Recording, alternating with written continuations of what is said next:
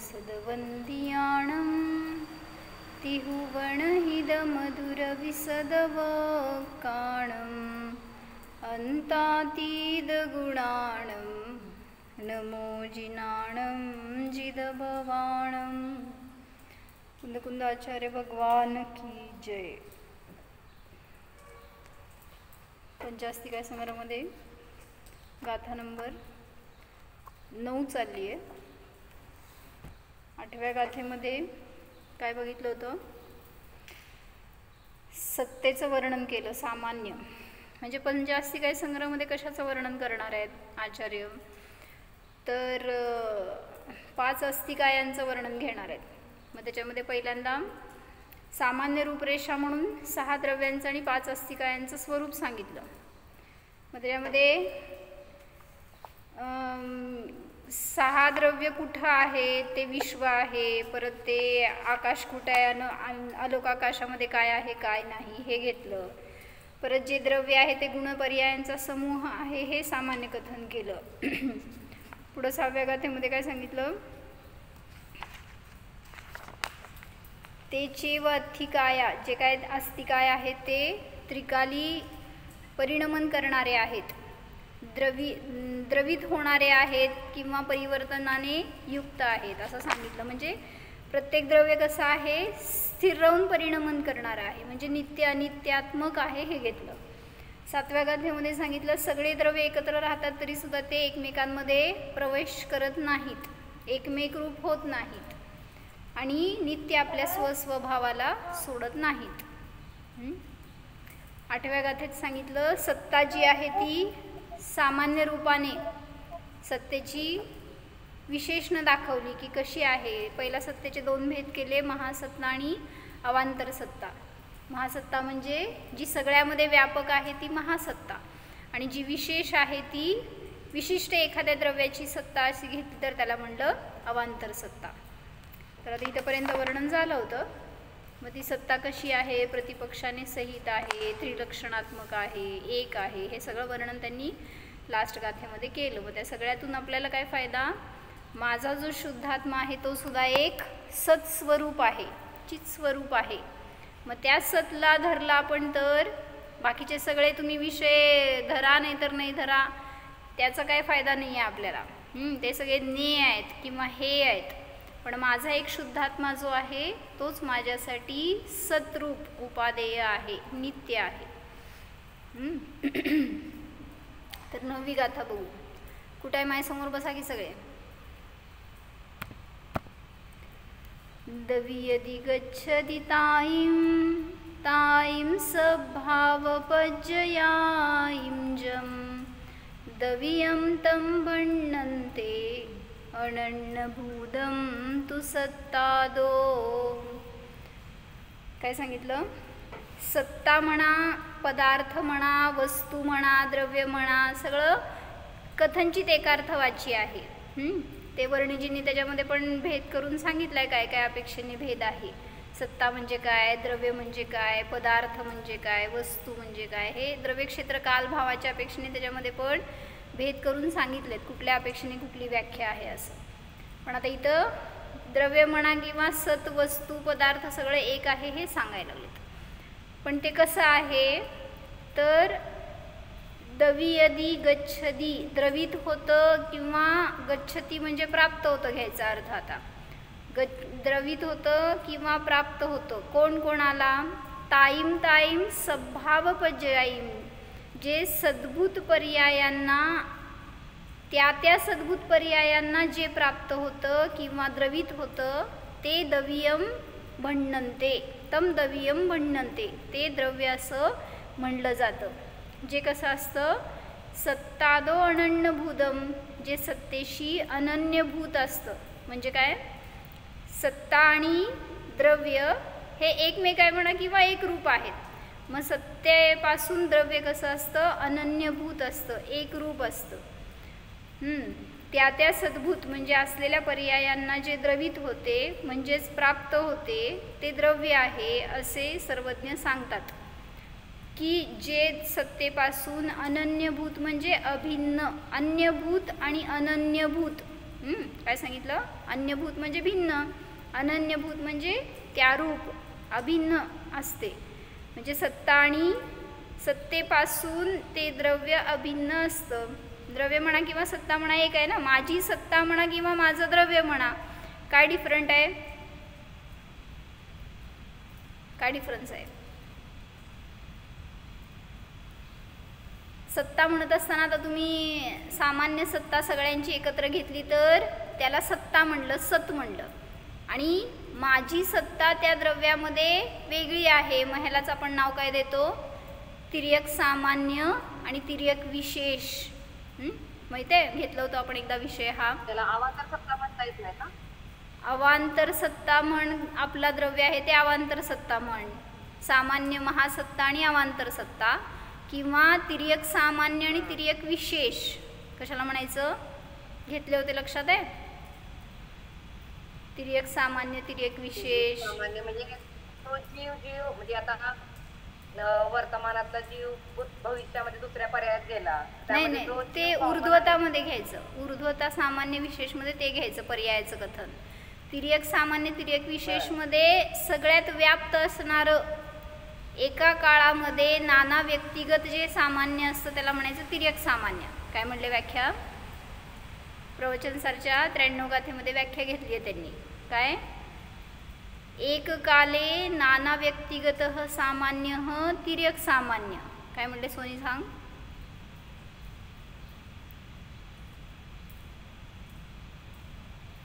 मला म्यूटमधलं ऐकायला येत नसतंय. माझी अजून तशी शक्ती प्रगट व्हायची आहे.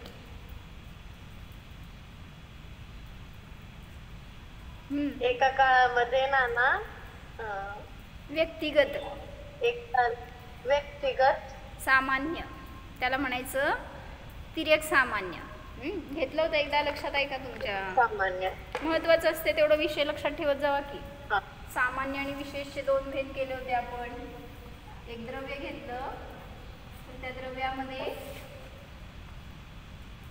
दोन भेद केले, तिर्यक सामान्य आणि तिर्यक विशेष.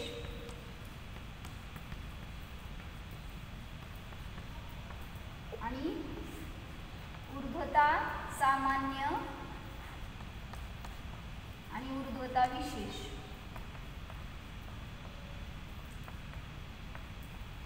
दिसतंय का बोर्डवरचं? होय, पलीकडचं दिसत नाही. ऊर्ध्वता विशेष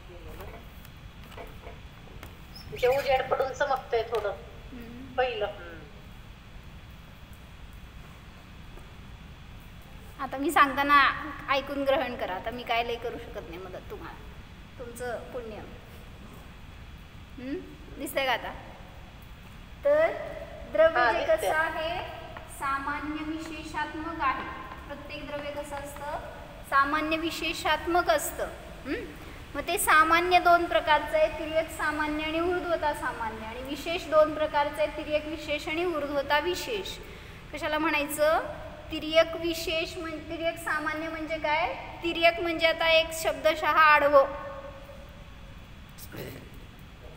मग ह्याची व्याख्या केली, एका काळात नाना द्रव्यात म्हणा किंवा नाना व्यक्तीमध्ये व्याप्त असलेलं ते सामान्य, त्याला म्हटलं तिर्यक सामान्य. आणि ह्याच्या विरुद्ध ह्याची व्याख्या केली. काय म्हणले? एका काळामध्ये नाना व्यक्तिगत सामान्य जे असतं त्याला म्हणायचं तिर्यक सामान्य. आणि ऊर्ध्वता सामान्य कशाला म्हणायचं? नाना काले एक व्यक्तिगत सामान्य. असं बहुतेक व्याख्या, काहीतरी एखादा शब्द वेगळा असेल. नाना काळामध्ये एकाच व्यक्तीतलं असलेलं सामान्य त्याला म्हणायचं ऊर्ध्वता सामान्य. इथं काय म्हणले?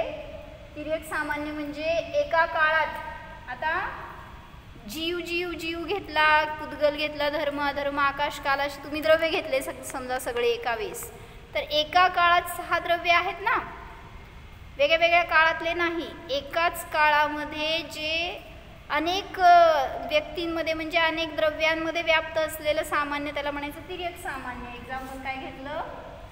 सत म्हणून घेतलं तर त्याच्यामध्ये जीव, पुद्गल, धर्म, अधर्म, आकाश, काल हे सगळे आले. सगळ्यामध्ये व्याप्त असणारं सामान्य सत त्याला म्हणायचं तिर्यक सामान्य.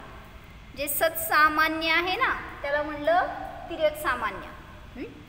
आणि त्यातला एखादा काय पण घ्या आता इथं सत म्हणून मी द्रव्य घेऊन सांगितलं तुम्हाला. जे सगळ्यामध्ये ही व्याख्या ह्याच्यात कशी घटवायची सांगा. जी व्याख्या दिली ना मी, एका काळामध्ये नाना व्यक्तिगत सामान्य कसं घटवायचं एका या उदाहरणामध्ये सांगा. रुपाली सांग.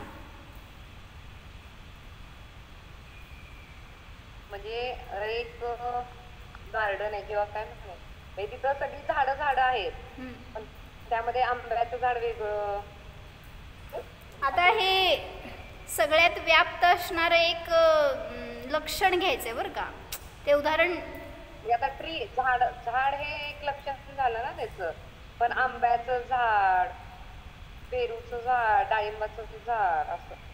बरं ठीक आहे. वृक्षत्व सामान्य असं म्हण. मग एका काळामध्ये असणारं वृक्षत्व सामान्य जे आहे ना ते तिर्यक सामान्य म्हणायचं. तर ते अनेकांमध्ये व्याप्त आहे. मग तसं तत्व घेतलं समज, तर तत्व हे सामान्य घेतलं. मग ते तत्व कुठल्या कशा कशामध्ये आहे किंवा किती भेद आहेत त्याचे ते सगळे आले. या त्याला भेदरूप करताना त्यात असणारं अभेद सामान्य बघितलं तत्रूप. तर तत्व झालं सामान्य तिर्यक सामान्य. मग ते कशा कशात व्याप्त आहे. जीव, अजीव, आश्रव, बंध, संबंध, निजरा, मोक्ष हे सगळ्यात व्याप्त असणारं ते तत्व त्याला म्हणायचं तिर्यक सामान्य. मग तिर्यक विशेष कशाला म्हणायचं, तर या सामान्यांमधनं एखादा विशेष काढला आणि त्याचं वर्णन केलं तर त्याला म्हणायचं तिर्यक विशेष. जसं की काय म्हटले सोनी, काय म्हटले सांग. महत्त्वाचा विषय आहे, घेतलेलं घ्यायला लागले परत तुम्हाला मी, कारण जर असं त्याशिवाय खुलासा होणार नाही म्हणून. काय म्हणले. बरं त्यांना पण घेऊन बस, त्यांना पण सांगणार मी. मग ते कालद्रव्य समजा आता घेतला, आता इथे जीवाचं प्रयोजन आहे आपलं. तर जीव घेतला आपण तर तो एकच द्रव्य भिन्न काढून घेतलं तर त्याचं झालं वर्णन केलं तर तिर्यक विशेष झालं. तिर्यक सामान्य म्हणजे सगळ्यात व्याप्त असणारं ते सामान्य आणि त्यातनं एखादंच घेऊन काहीतरी वर्णन केलं तर त्याला म्हणलं तिर्यक विशेष. कळलं. काय म्हणायचं तिर्यक विशेष मध्ये सामान्यातून एक जे काय जे सामान्य सगळ्यामध्ये व्याप्त आहे ना त्या सगळ्यातलं एखादा घ्या वेगळा. जसं या सगळ्यामध्ये व्याप्त असणारं सत म्हणा, द्रव्यत्व म्हणा, कायम आहे, कॉन्स्टंट आहे, सामान्य आहे. मग त्यातलं एकच तुम्ही घेतलं कुठलं तरी विशेष रूपाने आणि त्याला वर्णन केलं तर त्याला म्हणायचं तिर्यक विशेष. जसं जीव, पुद्गल, धर्म, अधर्म, आकाश, काल हे सगळे द्रव्य आहेत. मग द्रव्यत्व रूपाने सगळे त्यात कॉमन आहे. मग त्यातनं एखाद्या द्रव्याचं वर्णन करणं ह्याला म्हणायचं तिर्यक विशेष. मग महाराजांनी याच्यासाठी चार्ट केलेत न्यायदीपिकेमध्ये आणि त्यामध्ये त्यांनी काय घेतलं की सामान्य रूपाने सगळे जीव जीव ज्ञान दर्शनवाला आहे असं म्हणत असताना सगळे जीव गर्भित झाले तर ते इथं आले तिर्यक सामान्य जीव जीव जीव म्हणताना. मग त्यातून निज जीव काढला ना तर त्याला म्हणायचं तिर्यक विशेष. काय कळलं. बोल सोनल.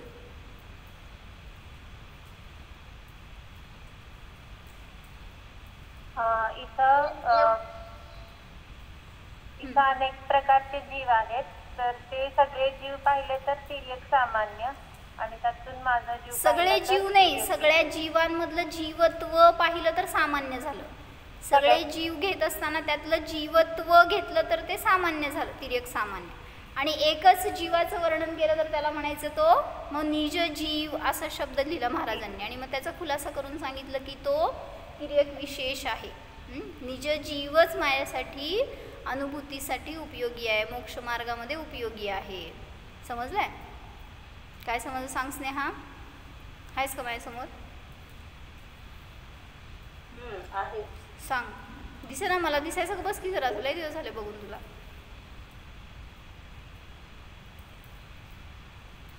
काय समजलं सांग.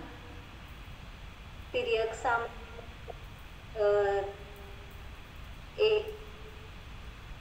एककाले नाना व्यक्तिगत म्हणजे एकाच काळामध्ये असणाऱ्या एका लक्षणाने सगळ्या नाना व्यक्तींमध्ये व्याप्त असणारं सामान्य, एका काळात नाना व्यक्तीत व्याप्त असणारं ते सामान्य, त्याला म्हणायचं तिर्यक सामान्य. आणि हे कंपॅरिझन करून समजून घ्या म्हणजे चालते, अजून चांगलं समजेल. आणि तिर्यक विशेष म्हणजे त्यातल्या विशेष म्हणजे या सगळ्यामधलं एका ह्याचं लक्षणाचं कथन करणे. लक्षण नाही म्हणून एका व्यक्तीचं म्हणे, नाना व्यक्तीमध्ये व्याप्त आहे म्हणून सांगितलं ना. मग एखाद्या व्यक्तीचं किंवा एखाद्याच अंशाचं कथन करणं त्याला म्हणायचं तिर्यक विशेष. हे सगळे अंश आहेत म्हण आणि त्यातला अंशी म्हण किंवा आता ते शब्द पण बरोबर नाही. सत हे सामान्य आहे, सत्ता म्हण, तर ती सत्ता सगळ्या द्रव्यांमध्ये आहे. मग त्यातल्या एखाद्या द्रव्याचं कथन करणं ह्याला म्हणायचं तिर्यक विशेष. आता ऊर्ध्वता सामान्य म्हणजे काय हे समजल्यावर अजून थोडंसं क्लिअर होईल ह्याचं पॉईंट. ऊर्ध्वता सामान्य म्हणजे काय, नाना काळामध्ये एका व्यक्तीत व्याप्त असणारं सामान्य त्याला म्हणायचं ऊर्ध्वता सामान्य. काय म्हणले, नाना काळात म्हणजे आता समजा बालक, तरुण आणि वृद्ध ही तुमची पर्याय. तर बालक, तरुण आणि वृद्ध अवस्थेमध्ये व्याप्त असणारा तो सामान्य आत्मा त्याला म्हणायचं तो जीव, त्याला म्हटलं ऊर्ध्वता सामान्य. नाना काले एक व्यक्तिगत अन्वय ऊर्ध्वता सामान्य. नाना काळामध्ये एका व्यक्तीत व्याप्त असणारं ते सामान्य त्याला म्हणायचं ऊर्ध्वता सामान्य. आणि मग त्यातल्या पण एखाद्या पर्यायाचं कथन करणं ह्याला म्हणायचं ऊर्ध्वता विशेष. काय कळलं?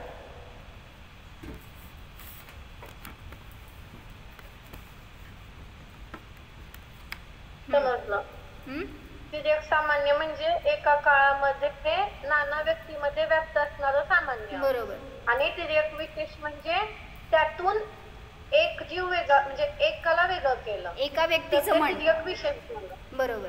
हा, एका व्यक्तीचं वेगळं केलं तर ते तिर्यक विशेष झालं. बरोबर. आणि नाना काळामध्ये एका व्यक्तीमध्ये व्याप्त असणारं सामान्य घेतलं ते उद्धवता सामान्य घेतलं. बरोबर. आणि त्यातली एक पर्याय घेतली तर उद्धवता विशेष. बरोबर. म्हणजे सगळ्या अनेक पर्याय घ्या कुठल्याही एका द्रव्याच्या, मग ती एक द्रव्य झालं सामान्य आणि त्याचे अनेक पर्यायात व्याप्त असताना ते ध्रुव अंश पाहणं त्याला म्हणायचं ऊर्ध्वता सामान्य.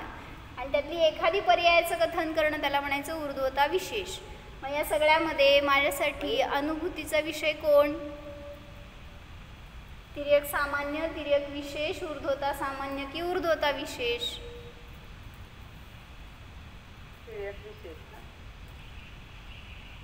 ऊर्ध्वता विशेष. का? ऊर्ध्वता विशेष तर होणारच नाही, पर्याय आहे ती. अनुभूतीचा विषय हा ध्रुव असतो, द्रव्य असतो. कुठला विषय सांग?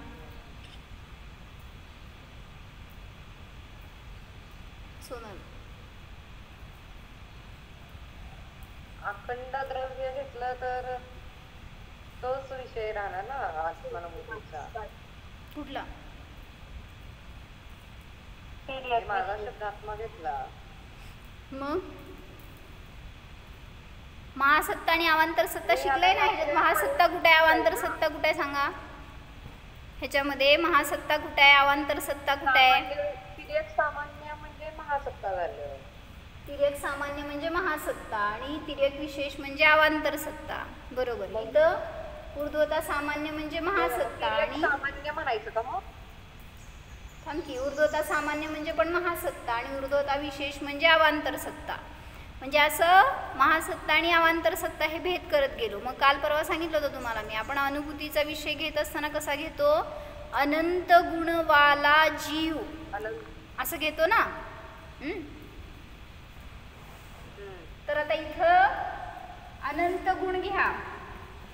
अनंत गुणात व्याप्त असणारा तो सामान्य जीव. मग अनंत गुणवाला जीव म्हणलं तर तिर्यक सामान्य हा सुद्धा अनुभूतीचा विषय आहे. काय म्हणले? ती पण एक प्रकारची महासत्ता आहे. जसं अनेक द्रव्यांमध्ये व्याप्त असणारं ते द्रव्यत्व, तसं अनंत गुणांमध्ये व्याप्त असणारं ते जीवत्व, तो जीव सामान्य, तो माझ्यासाठी प्रयोजनभूत आहे. मग इथं हा सुद्धा अनुभूतीचा विषय, फक्त अपेक्षा वेगळी वेगळी आहे बरं का. इथं याला महासत्ता म्हणा तर चालतंय. तर हा जीव माझ्यासाठी उपयोगी आहे. कोण? सगळे जीव जीव घेत असताना जीव नाही बरं का. माझा जीव जो अनंत गुणांमध्ये व्याप्त आहे तो महासतरूप जीव माझ्यासाठी अनुभूतीचा विषय आहे.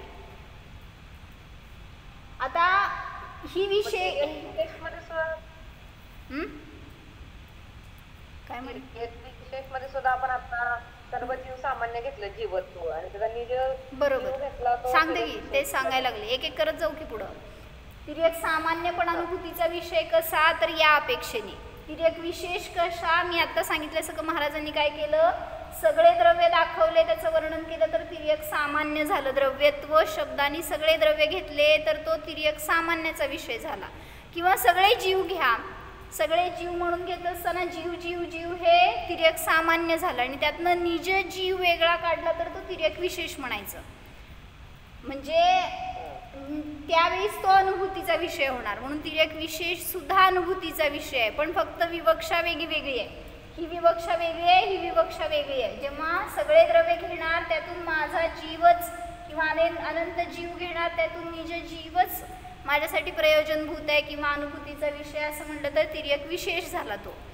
म्हणजे हे महासत्ता ही अवांतर सत्ता, मग माझा जीवच अवांतर सत्ता माझ्यासाठी किंवा स्वरूप अस्तित्व आणि सादृश्य अस्तित्व. कुठं लावायचं नाव?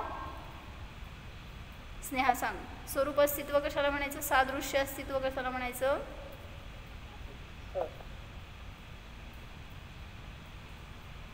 बोल सोनी. सोनी बोल, मायाशी बोल. सादृश्य अस्तित्व कशाला म्हणायचं? रुपाली सांग. का तुझा व्हिडिओ ऑफ ठेवलाय? चालू कर.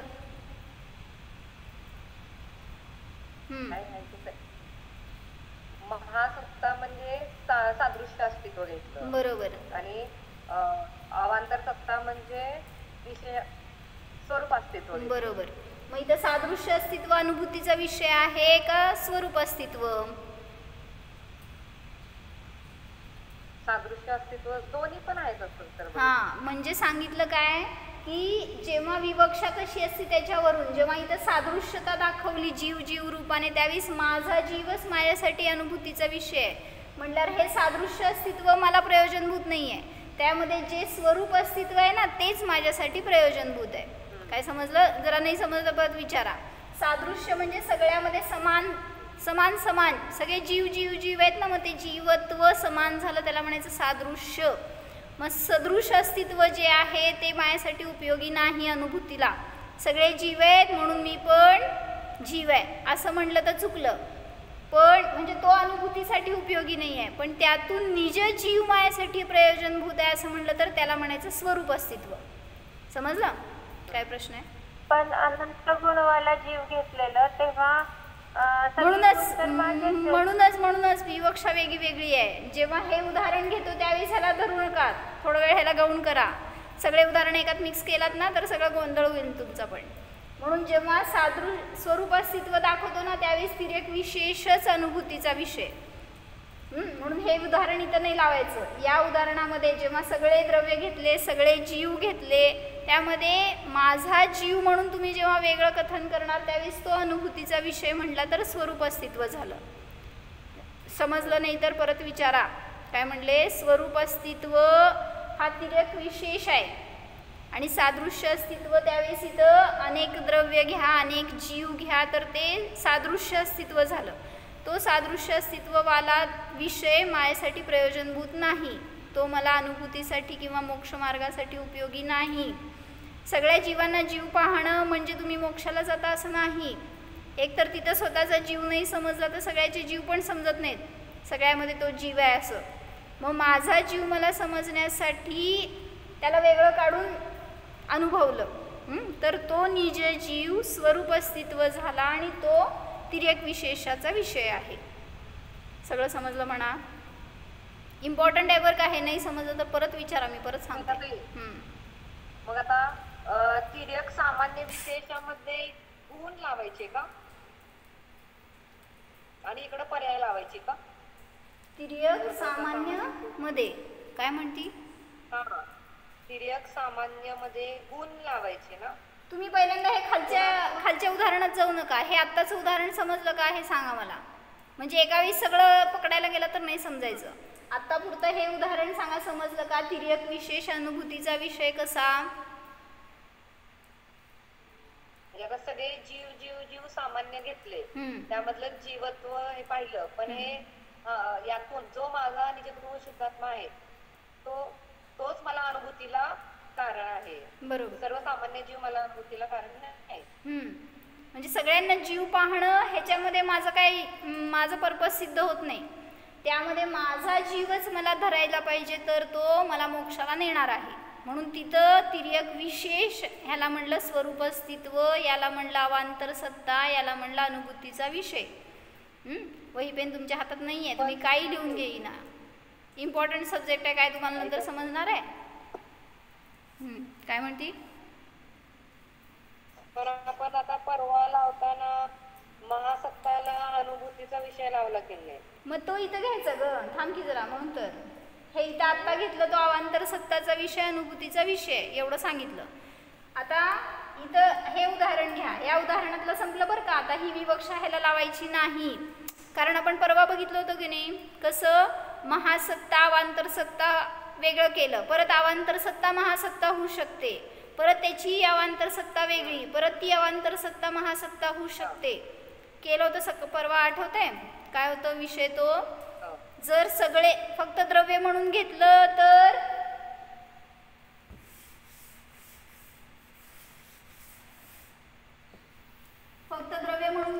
हे झालं महासत्ता, आणि त्याची अवांतर सत्ता माझं द्रव्य.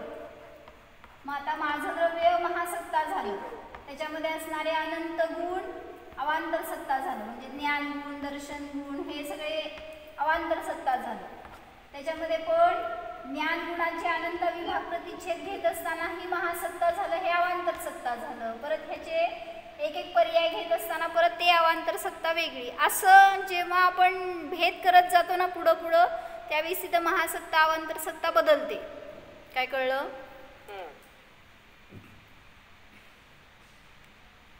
विवक्षा कशी कुठे आहे त्यानुसार समजून घ्यायचं. जेव्हा अवांतर सत्ता काढल्या बोल. आता द्रव्य घेतलं, त्यातला माझं जीव द्रव्य घेतलं अवांतर सत्ता. आता माझा जीव द्रव्य ह्याला जर महासत्ता केलं बरोबर, तर त्याच्यामध्ये सांगितलं की अनंत गुण. बरोबर. मग आता अनंत गुणाला पुन्हा महासत्ता केलं. थांब अनंत गुणामध्ये व्याप्त, ऐक अनंत गुणामध्ये व्याप्त असणारा तो माझा जीव असं घेत असताना त्याला म्हणायचं महासत्ता. काय कळलं? अनंत गुण काय सांगायचं होतं? बोल.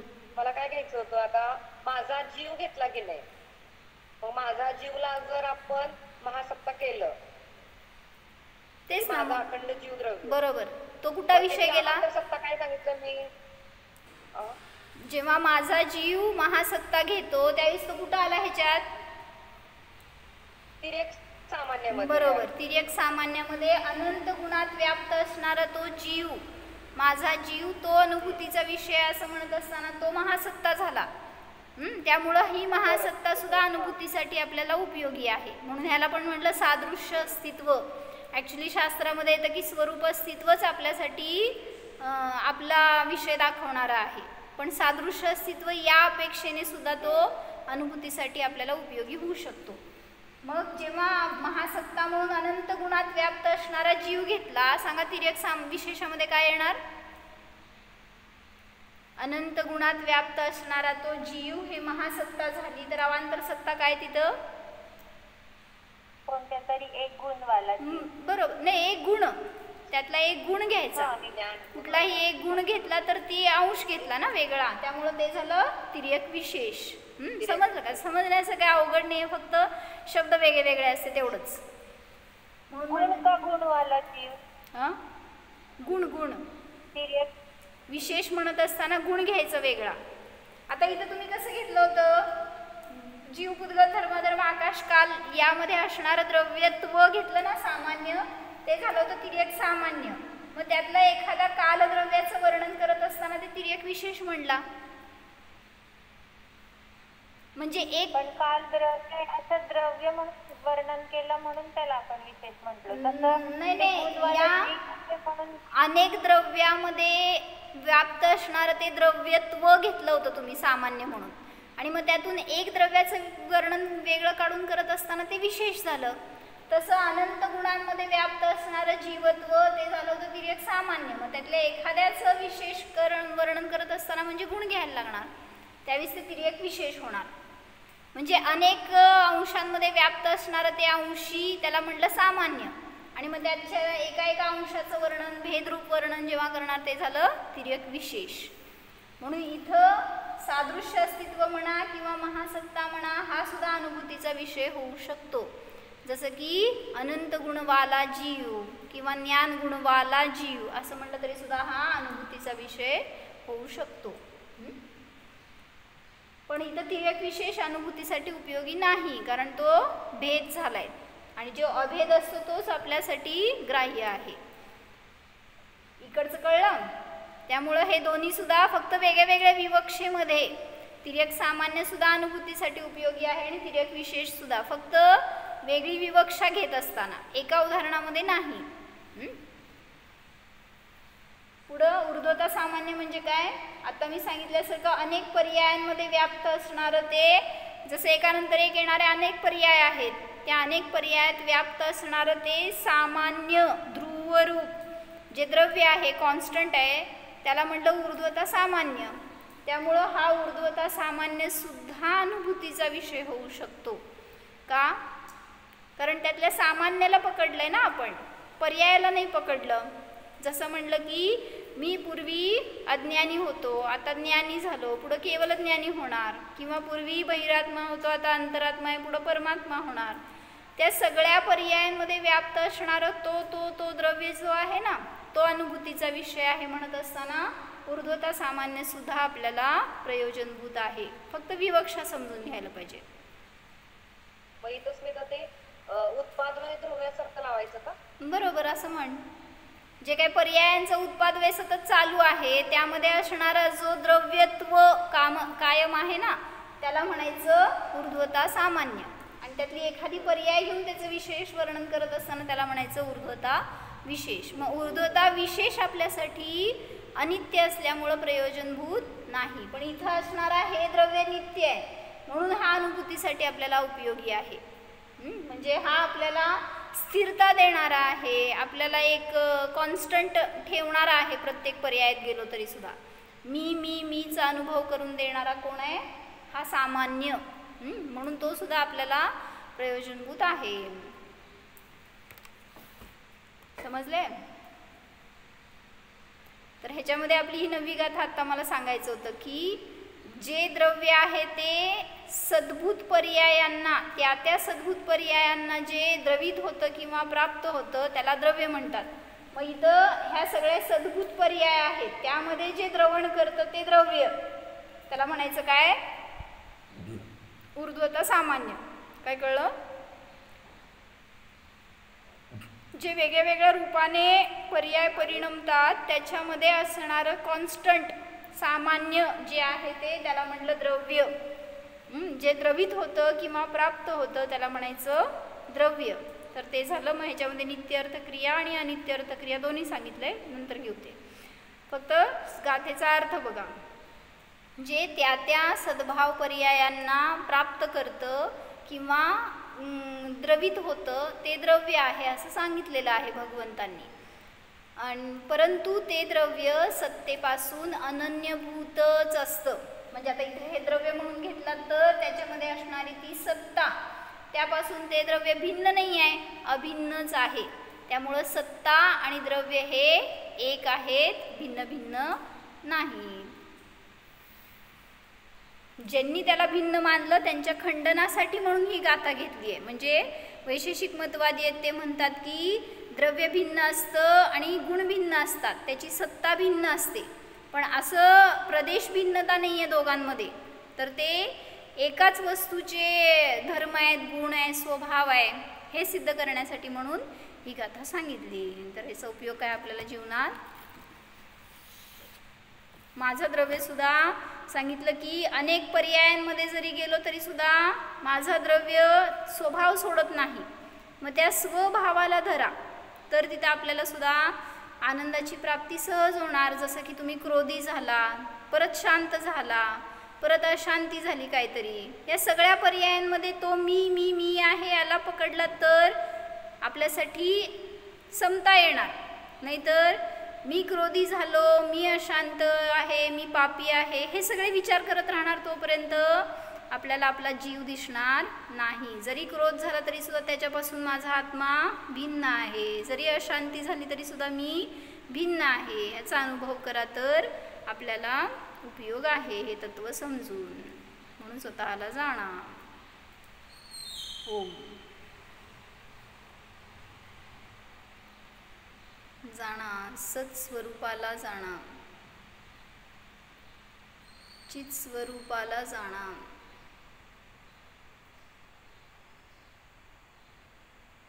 ज्ञाता द्रष्टा स्वरूपोऽहम् अनंत गुण संपन्नोऽहम्